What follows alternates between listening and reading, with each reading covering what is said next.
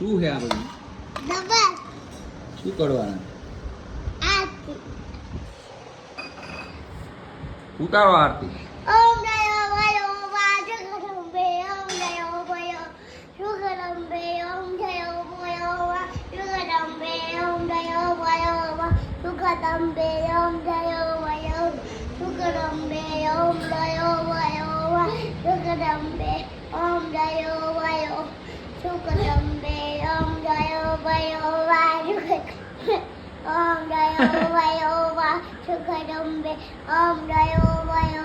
હવે નીચે મૂકો. ઊભો આમાં પસંદી તો આપો આ બધી.